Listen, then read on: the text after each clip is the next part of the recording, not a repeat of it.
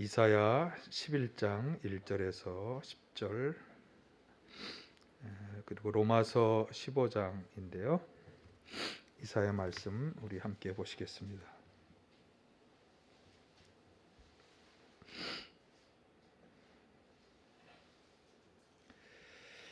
이새의 줄기에서 한 싹이 나며 그 뿌리에서 한 가지가 자라서 열매를 맺는다.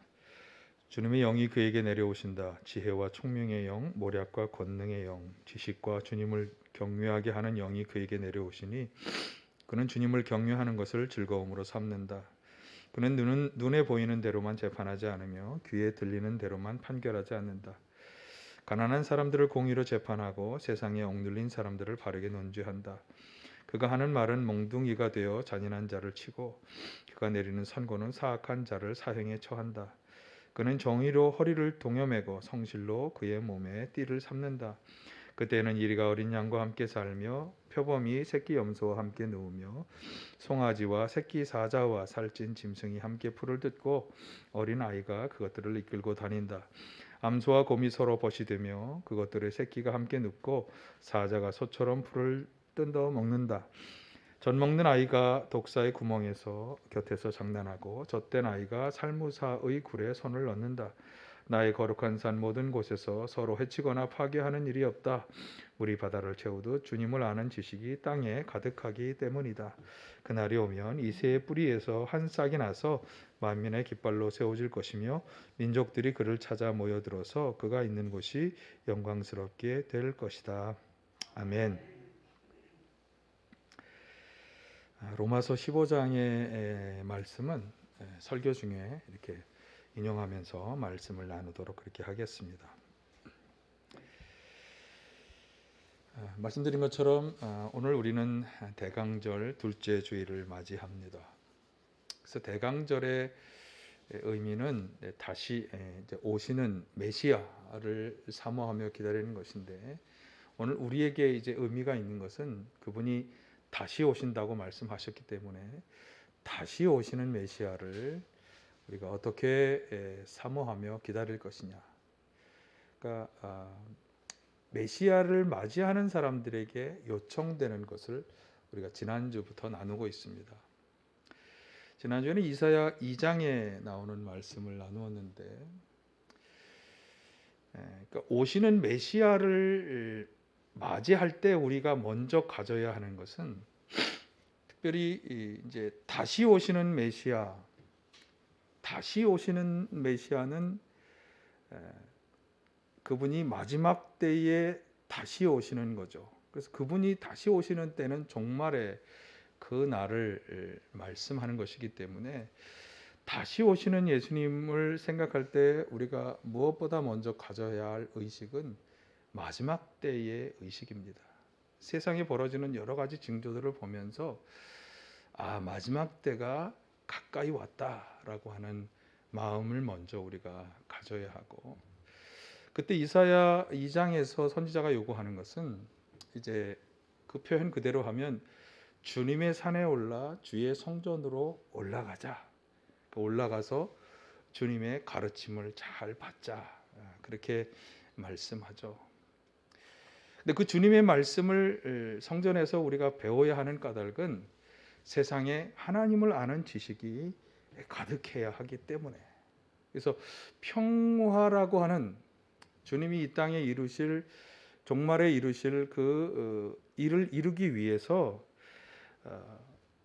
이제 주님의 가르침을 내가 잘 받아야 할 뿐만 아니라 온 세상 사람들에게 하나님의 말씀을 전파해야 할 그런 어떤 책임 의무가 이제 메시아를 기다리는 사람들에게는 있다라고 하는 것입니다.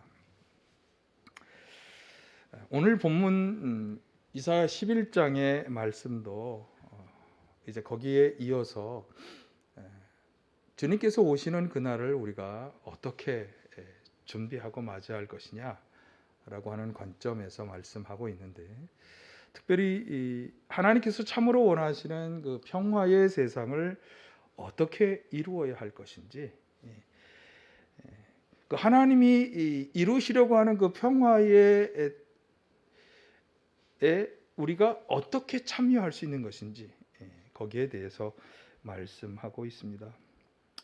먼저 오늘 이사야 예언자는 하나님께서 보내시는 그 메시아가 어떤 분이냐? 자, 1절을 한번 보실까요? 이새의 줄기에서 한 싹이 나며 그 뿌리에서 한 가지가 자라서 열매를 맺는다. 같은 말씀이 10절에서도 되풀이되고 있는데 10절도 보겠습니다.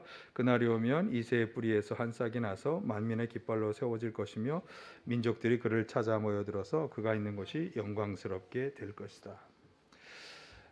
이 지금 이사야 11장의 예언이 우리에게 먼저 분명히 말씀해 주는 것은 여기 이새의 줄기 혹은 이새의 뿌리라고 하는 것은 이새라고 하는 분은 다윗 왕의 아버지입니다. 그래서 이스라엘의 왕조는 다윗 왕조이죠. 그래서 어떻게 보면 이 다윗 왕조가 지금 이 예언이 주어지는 이 이사야 시기에는 나라가 다 멸망된 상황, 이스라엘이 멸망을 당한 상황인데, 그러나 그럼에도 불구하고 하나님은 그 이새의 후손, 다윗 왕조의 후손 가운데에서 이 땅을 구원할 메시아를 보내실 거다라고 하는 것을 분명히 예언하고 있는 거예요. 그래서 이 10절에서 나오는 것처럼 그가 만민의 깃발로 세워진다. 만민이 찾는 분, 만민이 그분을 찾아 모여들고 그래서 그분이 있는 곳이 영광스럽게 되는 그런 분, 그분을 하나님이 보내신다라고 하는 거죠.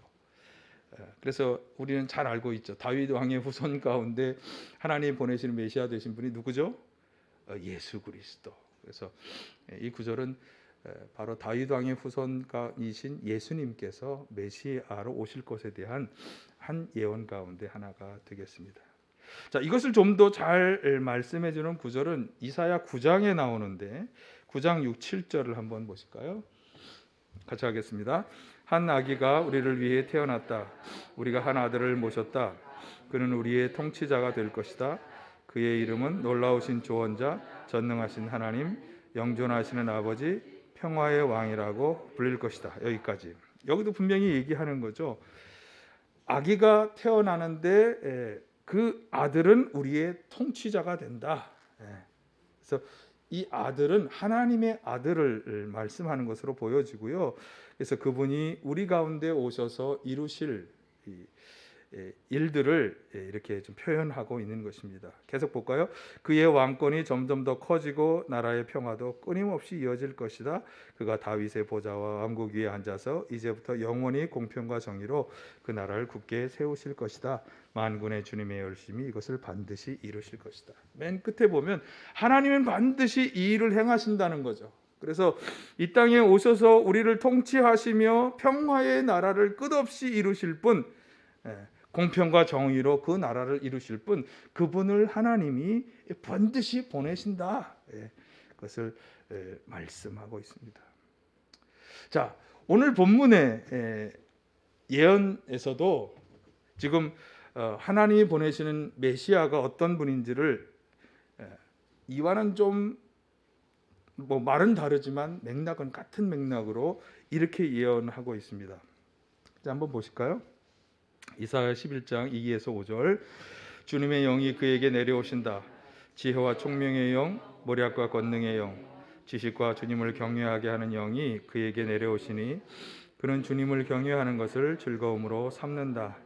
그는 눈에 보이는 대로만 재판하지 않으며 귀에 들리는 대로만 판결하지 않는다. 가난한 사람들을 공의로 재판하고 세상에서 억눌린 사람들을 바르게 논죄한다. 그가 하는 말은 몽둥이가 되어 잔인한 자를 치고 그가 내리는 선고는 사악한 자를 사형에 처한다. 그는 정의로 허리를 동여매고 성실로 그의 몸에 띠를 삼는다. 아멘. 이 말씀은 하나님이 보내시는 그 메시아 그분께서는 하나님의 영으로 충만하시다라고 하는 점이고, 그렇기 때문에 여기 하나님의 영이 가진 지혜, 총명, 모략, 권능, 그리고 지식, 하나님을 경외하게 하는 마음, 이런 것을 주는 그런 영이죠. 그래서 이런 것으로 충만하게 되어서 사람들을 재판하고 판결하는 데 있어서 정의로, 공의, 정의로, 성실로 행하신다. 그렇게 이야기하고 있습니다. 그러니까 하나님께서 보내시는 메시아께서 이렇게 하나님의 영으로 또 그분의 지혜의 지식 또 하나님과 같은 공의 성실함으로 하나님께서 하실 일을 이제 행하실 것인데, 그분이 행하시는 일이 어떤 것이냐? 이게 오늘 본문 6절에서 8절에 나오는 말씀이에요. 지난주에도 잠깐 인용했었는데 다시 한번, 그분이 만드시는 세상이 어떤 세상이냐? 시작. 그때에는 이리가 어린 양과 함께 살며 표범이 새끼 염소와 함께 누우며 송아지와 새끼 사자와 살찐 짐승이 함께 풀을 뜯고 어린아이가 그것들을 이끌고 다닌다. 암소와 곰이 서로 벗이되며 그것들의 새끼가 함께 눕고 사자가 소처럼 풀을 먹는다. 젖 먹는 아이가 독사의 구멍 곁에서 장난하고 젖된 아이가 살무사의 굴에 손을 넣는다. 지난주에도 잠깐 설명을 했습니다만 저는 이 구절을 보면서, 물론 이거는 짐승들, 강한 짐승과 약한 짐승들을 대비해서 그렇게 강한 것, 약한 것들이 함께 어울리며 놀 수 있는 그런 평화. 한번 우리가 여기 있는 나오는 대비되는 것들을 가만히 보면 정말 어울릴 것 같지 않잖아요. 이리와 어린 양, 표범과 염소 새끼, 송아지와 사자, 또 젖 먹는 아이와 독사, 이런 거 전혀 어울리지 않는, 어울릴 거라고 예상할 수 없는 힘의 균형이 너무나 분명히 차이가 나잖아요. 그러나 그런 것이 결코 평등하다고 할 수 없는 그런 것들끼리 그렇게 어울리며 함께 놀 수 있는 세상, 그런 세상, 그런 평화의 세상을 하나님이 보내시는 분 메시아를 통해서 이룰 것이다. 그렇게 예언하고 있는 것입니다. 성경이 그렇게 말씀하니까 우리는 그분이 오셔서 이런 일들을 하시는구나. 그런데 우리가 기억해야 할 것은, 하나님은 당신이 그 일을 하시지만 하나님이 하신다 그럴 때 그 일은 반드시 누군가를 통해 그 일을 하신다는 것을 우리가 잘 알게 되죠. 예수님도 마찬가지. 예수님을 조금 이따 보겠습니다만 그분이 본을 보이셨지만 또한 이 평화의 세상을 이루어가는 일에는 분명히 하나님이 누군가를 택하여서 그 일을 하게 하시는데, 그게 누굴까? 그리고 그 일은 어떻게 이루어질까? 이렇게 정말 강한 것, 약한 것들이 정말 힘의 균형이 전혀 맞지 않는, 어울릴 것 같지 않은 대상들이 함께 어울리며 평화롭게 살아가는 이 세상을 이루는 것을 어떻게 행하실까? 이제 그게 관건이죠. 이사야서에서는 더 이상 거기에 대해서 말씀하지 않아요. 단지 그분은 하나님의 영으로 충만하시며 하나님의 지혜, 지식, 모략, 권능, 또 그분을 경외하는 이런 마음들로 무장하셔서 성실과 공의로 이 일을 행하실 거다. 그렇게만 말씀하고 있어요. 그런데 바로 이 이사야 11장 10절의 말씀을 바울 사도가 로마서에서 인용합니다. 한번 로마서 보실까요? 로마서 15장 12, 13절 보겠습니다. 이사야가 말하기를 이새의 뿌리에서 싹이 나서 이방 사람을 다스리기가 일어날 것이니 이방 사람은 그에게 소망을 둘 것이다 하였습니다. 소망을 주신 하나님께서 믿음에서 오는 모든 기쁨과 평화를 여러분에게 충만하게 주셔서 성령의 능력으로 소망이 여러분에게 차고 넘치기를 바랍니다. 물론 이사야 10절의 말씀과 아주 동일하게는 아니지만 그 신약의 성서 저자들이 구약의 말씀을 인용할 때 그냥 얻고 그대로를 가져오는 경우는 거의 없는 것 같아요. 그게 이제 언어의 차이인지 뉘앙스의 차이인지는 잘 모르겠습니다. 저희는 번역을 거친 것들을 다 보고 있는 것이니까. 어쨌든 이새의 뿌리에서 난 그 싹, 아까 우리는 그 싹을 뭐라 그랬어요? 하나님이 보내시는 세상을 구원할 메시아라고 말씀했는데, 그 메시아가 이방 사람을 다스리고 이방인들에게 소망을 준다. 근데 아까 말씀드렸잖아요.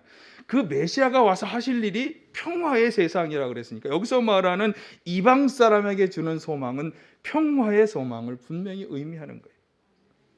그러니까 지금 로마서 15장 7에서 13절을 이제 오늘 새로운 단락인데 이 단락 전체가 이야기하는 것은 바로 이 평화의 소망에 대한 분명한 메시지를 주는 것입니다.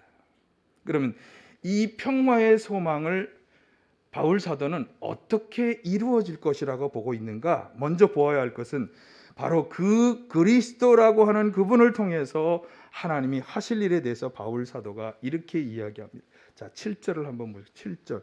로마서 15장 7절입니다. 그러므로 그리스도께서 하나님의 영광을 드러내시려고 여러분을 받아들이신 것과 같이 여러분도 받아들이십시오. 하나님이 이루실 평화의 소망을 이야기하면서 그가 가장 먼저 이 단락에서 이야기하는 것은 그리스도를 통해 하나님께서 우리 죄인들을 받아들이셨다. 그렇게 말씀합니다. 자, 예수님께서 하나님이 그 메시아를 보내신다고 하셨는데 그분이 놀라운 평화의 세상을 이루는데 그런데 그분이 오신 이유에 대해서 뭐라고 말하는 거예요? 유대인이나 이방인이나 모든 사람을 받아들이시려는 하나님의 뜻에 따라 이 땅에 오셨다는 거예요. 그러니까 예수님은 하나님이 우리를 받아들이셨다는 징표가 된다는 거죠. 여러분, 받아들이셨다라고 하는 이 표현을 주목해 보아야 합니다. 내가 누군가를 받아들였다는 건 받아들일 수 없는 사람을 용인하고 받아들였기 때문에 받아들였다는 표현이 나오는 거죠. 사실 하나님은 죄인들을 받아들이실 수 없는 분이에요. 죄에 대해서는 심판하시고 징벌하시는 분이기 때문에. 그런데 받아들이셨어요. 바울 사도가 여기에 대해서 이렇게 설명했습니다. 로마서 5장 8절 보실까요? 시작. 우리가 아직 죄인이었을 때 그리스도께서 우리를 위하여 죽으셨습니다. 이리하여 하나님께서는 우리에 대한 자신의 사랑을 실증하셨습니다. 자, 받아들이셨다는 표현을 염두에 두면서 이 표현을 보시면 우리가 아직 죄인일 때 그리스도께서 우리를 위해 죽으셨다는 것. 그런데 그것이 바로 인간에 대한 하나님의 사랑의 실제적 증거라고 말하는 거예요. 왜 예수님의 죽음이 우리를 사랑하시는 하나님의 사랑의 증거가 될까? 다시 말해, 왜 하나님께서는 독생자 아들의 죽음도 감수하는 사랑을 우리에게 베풀어 주셨을까? 베드로 사도가 2장 24절에서 이렇게 말씀했죠. 그는 우리 죄를 자기 몸에 몸소 지시고 나무에 달리셨습니다. 그것은 우리가 죄에 죽고 의에 살게 하시려는 것이었습니다. 그는 매를 맞아 상함으로 여러분이 나음을 입었습니다. 그분이 십자가에 달려 죽으신 그것은 우리의 죄를 자기가 짊어지는 죽음이었다. 그렇게 나무에 달리셨다. 그렇게 함으로 우리는 죄에는 죽고 의로운 사람이라고 하는 하나님의 인정을 받게 되었다라고 하는 거예요. 사실은 죄 때문에 우리가 심판도 받고 하나님의 징계도 받고 징벌도 받아야 하는데 그런데 우리가 받아야 할 그것을 다 그분이 대신 받으셨다는 거예요. 죄값을 치르셨다는 겁니다. 그렇기 때문에 죄를 지은 우리는 사실은 죄의 죄값을 받아야 하지만 그분이 그것을 다 치러주셨기 때문에 여러분 빛을 다 갚으면 빛으로부터 자유로운 사람이 되는 거잖아요. 그분이 우리의 죄값을 치러주셨기 때문에 우리는 죄로부터 자유로운 사람. 그것을 하나님의 입장에서 말한다면 우리의 죄를 그분이 용서해 주시는 것입니다. 그러니까 예수 그리스도의 십자가 죽음은 우리 죄를 대신하는 희생 제물의 죽음이 되었고 그렇기 때문에 죄를 지은 우리는 이 십자가 죽음을 통해 하나님으로부터 죄 용서의 은혜를 입게 되었다. 그러니까 하나님은 예수님의 그 죽음을 통해 죄인인 우리를 용납하고 받아주신 거예요.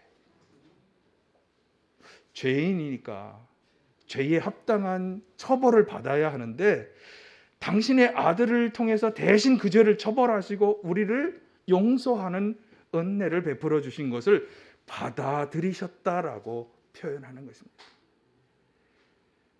도저히 용서할 수 없는 자녀가 하나 있어. 부모에게 해서는 안 되는 일을 저질렀어.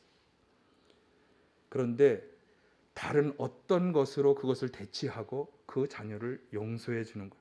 야, 너 이제 다시 내 자녀야. 받아들여 주는 거예요. 그 일을 하셨다는 거죠. 누구를 통해? 예수 그리스도를 통해. 그래서 예수님과 예수님의 십자가는 하나님이 우리를 받아주셨다고 하는 것의 증표가 되는 거예요. 아멘. 자, 그런데 이게 왜 중요하냐면, 자, 15장 7절을 다시 한번 보겠습니다. 그리스도께서 하나님의 영광을 드러내시려고 여러분을 받아들이신 것 같이 여러분도 서로 받아들이십시오. 우리를 받아들이 주신 것은 우리도 서로 받아들이게 하려는 본보기였다라고 하는 것입니다.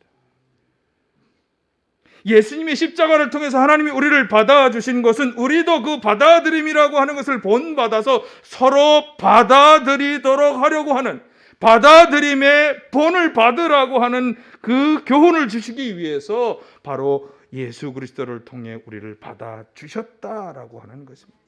이게 바울 사도가 15장 7절에서 13절까지의 단락에서 말하고자 하는 말씀의 중심 내용입니다. 하나님께서 우리를 받아주시는 은혜를 예수 그리스도를 통해 베풀어 주셨으니 그 은혜를 받은 우리는 그 받아들이심을 본받아 서로 용서하고 용납하며 살아가야 한다. 예, 그 말씀인 거죠. 그런데 여기에 바로 평화의 비결이 있는 것입니다. 강한 자가 약한 자를 받아들이는 것입니다. 많이 배운 사람이 많이 못 배운 무식한 사람을 받아들이는 것입니다. 부자가 가난한 자를 받아들이는 것입니다. 건강한 사람이 병든 자를 받아들이는 것입니다. 물론 다른 쪽에서도 마찬가지. 약한 자가 강한 자를, 무식한 자가 많이 배운 사람을, 가난한 자가 부자를, 병든 사람이 건강한 사람을 서로 받아들이는, 서로 간의 배려와 양보와 포용과 사랑을 통해 그곳에 참된 평화가 이루어질 수 있다. 그러니까 참으로 강하신 분 하나님께서는 바로 이 평화의 세상을 만드시기 위해서 당신이 친히 그 본을 보여주신 것인데, 당신의 독생자 아들을 세상에 보내 우리의 죄를 짊어지고 죽게 하심으로 우리를 받아들이셔서 먼저 하나님과 우리 사이에 평화를 이루시고 이제 그 본을 따라 우리가 서로 받아들임으로 우리 가운데 참된 평화를 이루어 살도록 그렇게 하시는 것이다 라고 말씀하는 것입니다. 이해가 되십니까? 동의가 되십니까? 그래서 로마서 15장 5절부터 다시 한번 보면 이렇게 말씀하죠. 시작. 인내심과 위로를 주시는 하나님께서 여러분이 그리스도 예수를 본받아 같은 생각을 품게 하시고 한 마음과 한 입으로 하나님 곧 우리 주 예수 그리스도의 아버지께 영광을 돌리게 해 주시기를 빕니다. 그러므로 그리스도께서 하나님의 영광을 드러내시려고 여러분을 받아들이신 것 같이 여러분도 서로 받아들이십시오. 아멘. 그러니까 그리스도께서 하나님께 영광을 돌리는 방법이 무엇이었느냐? 그분이 우리를 받아줌으로 그렇게 하신 것이었는데, 그 일은 우리도 그 일을 하면서 하나님께 영광을 돌리게 하려는 것이다. 그 일이 뭐냐? 예수 그리스도를 본받아 서로 받아들여 주는 것.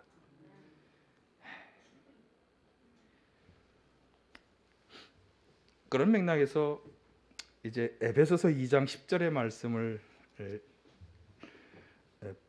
보아야 할 필요가 있습니다. 에베소 2장 10절 한번 보실까요? 같이 봅니다. 시작. 우리는 하나님의 작품입니다. 선한 일을 하게 하시려고 하나님께서 그리스도 예수 안에서 우리를 만드셨습니다. 하나님께서 이렇게 미리 준비하신 것은 우리가 선한 일을 하며 살아가게 하시려는 것입니다. 아멘. 자, 하나님이 우리를 작품처럼 만들어 주셨다. 자, 이건 뭐 당연히 비유의 표현이겠죠. 작품과 같이 아주 훌륭한 일을 우리에게 해주셨는데 그 일은 우리로 하여금 선한 일을 하게 하시려는 것이다. 자, 이걸 한번 오늘 앞에서 얘기한 것에 견주어서 약간만 말을 바꾸어 본다면 이렇게 말할 수 있겠습니다. 하나님을 우리를 위대한 작품처럼 만들어 주신 것은 하나님이 우리를 죽어 마땅한, 심판받아 마땅한 우리를 예수님을 통해 구원해 주시고 받아 주신 것은 우리로 하여금 선한 일, 예수님처럼 서로 받아들이고 용서하고 사랑을 나누는 그런 참 선한 일, 참 평화의 삶을 살게 하시려는 것이었다라고 하는 말씀으로 우리가 바꾸어 볼 수 있겠습니다. 그러니까 참 평화를 이루는 선한 일을 행하는 삶이 하나님의 그런 삶을 살게 하시려는 하나님의 뜻이 있기 때문에 하나님께서는 예수 그리스도를 통해 우리를 받아주시고 받아들임의 본을 보여주신 것이다. 그래서 바울 사도는 이 깨달음을 가지고 받아주는 것에 관한 아주 중요한 몇 가지 교훈들을 우리에게 말씀하죠. 로마서 15장 1, 3절에 보시면 예수께서 자기 좋을 대로만 하지 않으신 것처럼 우리도 그렇게 자기 좋을 대로만 하지 말고 약한 사람의 약점을 돌보아 주어야 합니다. 내가 가진 지식, 배경, 경험으로 어떤 사람을 판단하려 하지 말고, 특별히 약한 자를 판단하려 하지 말고 그 약한 사람의 양점을 받아들여 주어야 한다. 돌보아 주어야 한다. 로마서 14장 1절에서도 믿음이 약한 이를 받아들이고 그의 생각을 시비거리로 삼지 말라. 저도 참 마음이 찔립니다. 구절을 볼 때마다.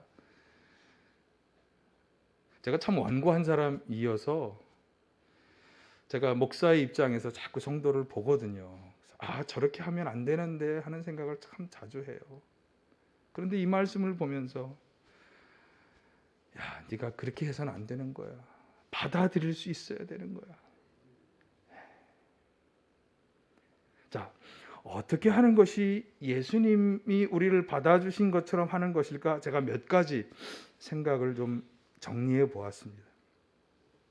예수님은 하나님의 아들이셨지만 우리와 같은 사람이 되셨어요. 이것처럼 강한 자는, 돈 많이 가진 자는, 많이 배운 자는, 건강한 자는, 약한 자, 가난한 자, 못 배운 사람, 가지지 못한 사람, 이런 사람들과 같은 처지가 되어야 한다. 내가 지금 있는 이 입장에서 그 사람을 생각하지 말고 그 사람의 처지가 되어서 생각해야 한다. 이게 받아주는 사람이 가져야 할 첫 번째 자세. 또 예수님께서 자기 좋을 대로 하지 않은 것처럼 약한 자가 원하는 것을 먼저 생각해야 한다. 내가 원하고 바라는 것이 아니라 그 나와 대비되는 저 사람이 원하는 것, 바라는 것을 먼저 생각해야 한다. 그것을 행하려고 해야 한다. 예수님이 죄인인 우리를 받아주신 것처럼 우리는 상대방의 모습을 그대로 인정하고 용납해야 한다. 가지지 못했으면 가지지 못한 대로, 질병에 걸렸으면 질병에 걸린 대로, 추한 모습이면 추한 모습 그대로 그를 인정하고 받아들여 주어야 한다. 예수님이 우리를 위해 십자가 지신 것처럼 우리는 섬기려 하지 말고 섬기는 자가 되어 오히려 그 약한 사람을 위해 십자가 지는 자세를 가져야 한다. 이것이 받아들임의 구체적인 예가 되는 것입니다.